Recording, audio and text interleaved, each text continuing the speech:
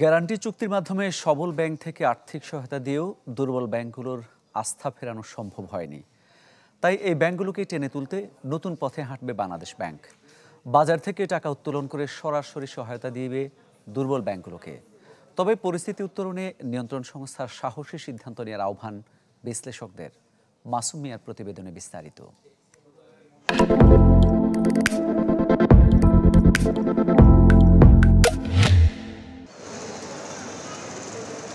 তারল্য সংকটে থাকা ব্যাংকগুলোকে টেনে তোলার সিদ্ধান্তে অটুট বাংলাদেশ ব্যাংক। গ্রাহকের আস্থা ফেরাতে দুর্বল এই ব্যাংকগুলোকে গ্যারান্টি চুক্তির আওতায় এরই মধ্যে সবল ব্যাংক থেকে প্রায় ৭,০০০ কোটি টাকার সহায়তার ব্যবস্থা করেছে কেন্দ্রীয় ব্যাংক। যদিও সময় ও প্রয়োজনের তুলনায় কম সহায়তায় এখনও আস্থা ফেরানো যায়নি ব্যাংকগুলোর গ্রাহকদের মাঝে। চাহিদা অনুযায়ী নগদ উত্তোলনের সুযোগ না পাওয়া পর্যন্ত আস্থা ফেরানো সম্ভব নয় বলে মনে করে সংকটে থাকা ব্যাংকগুলো। যদি আমরা একত্রে বড় ফান্ড পেতাম তাহলে গ্রাহকদের আস্থাটা ফিরলে যে না ব্যাংক তো দিতে পারতেছে, তাহলে তারা আস্থা ফিরলে আবার নতুন করে টাকা জমা করতো, নতুন করে এফডিআর করতো, নতুন করে ক্যাশ ইনফ্লো হতো। এইটা আসলে আমাদের সাপোর্টটা একটা বড় ধরনের সাপোর্ট এককালীন পাওয়া দরকার। হলেই আমরা আশা করি পরবর্তীতে এই সাপোর্টটা আমাদের দরকার হবে না। এমন পরিস্থিতিতে নতুন কৌশল নিয়ে ভাবছে কেন্দ্রীয় ব্যাংক। সিদ্ধান্ত হচ্ছে দুর্বল ব্যাংকগুলোকে সরাসরি আর্থিক সহায়তা দিবে নিয়ন্ত্রক সংস্থাটি।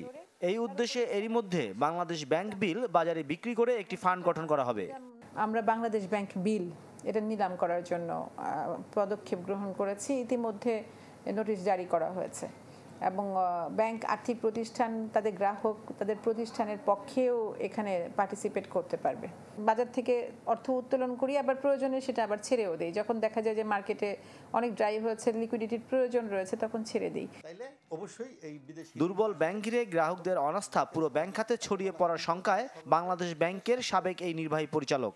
আপনি সেই সর্বশেষ আশ্রয়স্থল আরেকজনের কাছে আবার পাঠায়, তুমি ওইখানে একটু দান নেও, ওই ব্যাংক থেকে কিছু টাকা নাও। নো, এটা করলে হবে না। দরকার হলে আপনি বল্ট খুলে দেন, 1 মাসের মধ্যে সেই টাকা আবার ফেরত আসবে।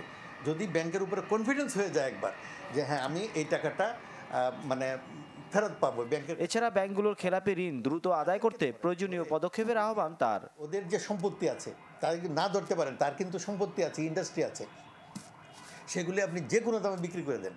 মাসুম মিয়া, চ্যানেল 24, ঢাকা।